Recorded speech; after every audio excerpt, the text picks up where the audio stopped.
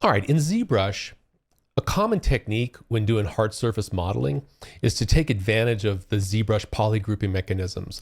And so what you would do is you generate polygroups, you would crease on polygroups, you would subdivide given the polygroup the crease level detail, and you would go from there. There's lots of different ways of creating polygroups in ZBrush. One way that I've been playing with that I want to show you is creating polygroups actually over in Houdini, taking a subtool, using GoZ, pushing it over to Houdini, doing some stuff in Modeler, and then pushing it back. The way to do that in ZBrush is to first go over to Houdini and go to the Side Effects Labs shelf set and click on Start GoZ. Now mine's already running, but for you it would say, GoZ starting or whatever it was. Then what you do is, if you've got a complicated model like this character I'm working on here, I highly recommend copying the mesh that you want to grab. Like in this case, I'm going to retopo this guy and put it into another subtool. And so what I mean by that is I'm going to hit Ctrl+Shift+C to copy this. I'm going to go over to another subtool that doesn't have many subtools in it and do a Ctrl+Shift+P, which is paste the tool. I'm going to just remove one piece. I only need one of those, so I'm going to delete that hidden. And this is the piece I want to send over to retopologize. So here I'm just going to say GoZ, and you'll see up in the top it says file saved successfully up there. Okay, so that is all ready for Houdini. It's already over there. It's on disks somewhere. And so what you're going to do is create a geometry node, dive into it, and drop a GoZ import node, and hit reload, and hit Space+F to focus your the viewport on it. Okay, and at this point, if you got Houdini Modeler 2025, you hit Alt+W and go to Topo. And now we're ready to topologize this object. And so I'm going to start by just clicking, and there's my first face. Okay, so now I'm going to come over here and let's build this one up. Come up over here. Now let's see. I think what I'm going to do is divide this a couple times. Maybe, is that too much? Let's just see how that goes. And then I drop back over to build. It kind of reprojects when I do that. And then I can just keep rocking. Okay. And the great thing about this is if I hit escape here is I can just kind of tweak and then jump back in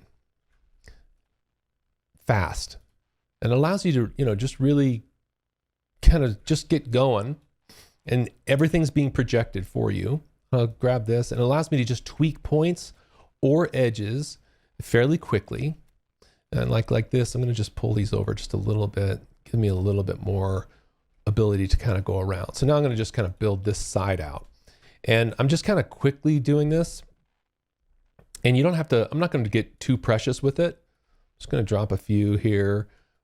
And you get pretty quick at just kind of clicking and dropping. And, like I said, I'm not too worried about, where is everything and is everything lining up, etc. I just want to kind of get to the point where I can show you the polygroup trick, but I wanted to make it quasi-realistic in terms of a real shape that has some complexity to it. Otherwise you're just like, hey, why don't you just use ZRemesher? And that's another, ZRemesher, I use it all the time.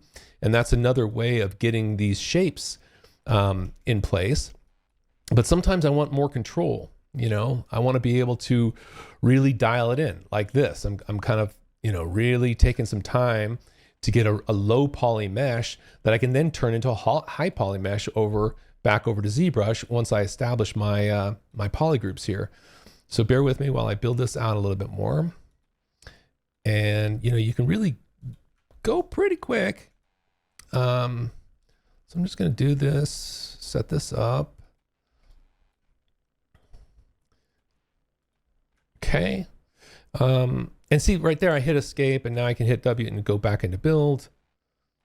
And so you can just tweak this to your heart's desire, get it the way you want it. And now I'm going to, kind of do this. And you kind of see how it snapped to that left point, and then I can click and drag to get this to where I want it to be. So I can get those quads like that.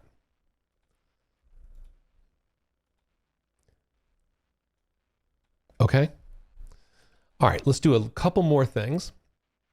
Let's build out this side. And one thing is I want to, let's say I want to take this and I'm going to hit escape. And now I'm going to hit Shift A and then click, and I can pull out a bunch. And then I can just let's just connect those two together. You see what I mean? So that's nice. Great. And let's do it again. Let's go over here, hit escape, Shift A, select, click, pull it down. Let's connect these two. Boom, we're moving. Okay. So now we can move this whole side over. And okay, let's connect the dots here. Okay. So now I can grab this guy, move it over maybe a little bit, and let's grab all these and move them down. Do the same thing over here. Move them down. Okay, I mean, clearly this is not perfect, but it doesn't have to be perfect to show you what I'm gonna do.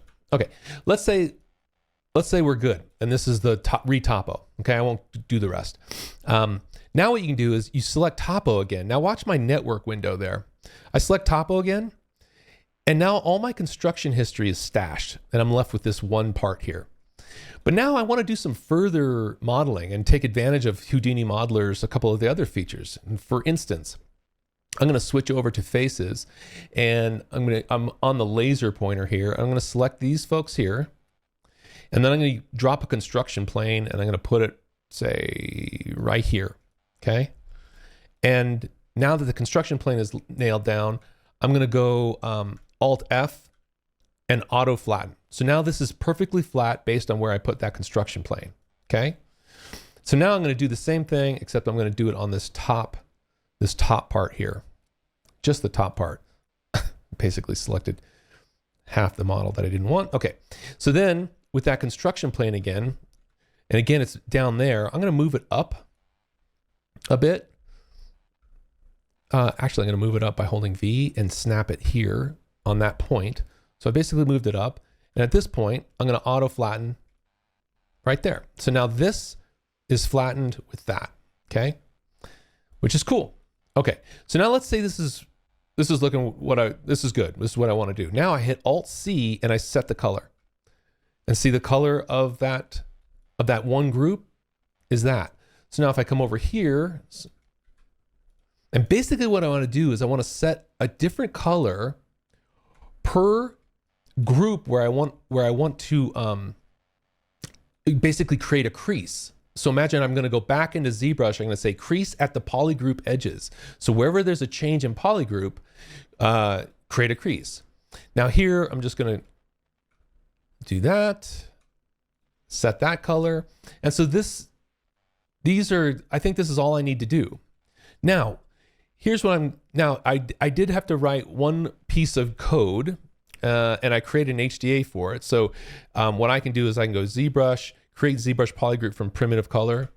And I created an HDA to do this, and I'll show you the code and I'll paste it into the description of what this does. But if I go into this HDA, all it is an attribute wrangle where I wrote a little bit of code because the GoZ kind of pipeline between Houdini and ZBrush is expecting an attribute called polygroup of a certain type, and I want to make sure that those attributes are on specific primitives, and so I wrote that code. It's not a big deal, but I will provide that for you. So you drop that to make those attributes, and then you drop a GoZ export, and then you click send to ZBrush, and it pushes it right back here to ZBrush. Whoops. And if you show the polygroups, see how now all the polygroups are exactly what I painted in Houdini.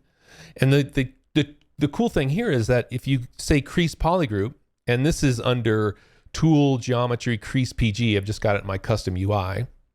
But if you say crease polygroups, see all the edges here that I've basically creased it wherever there's a change in polygroup.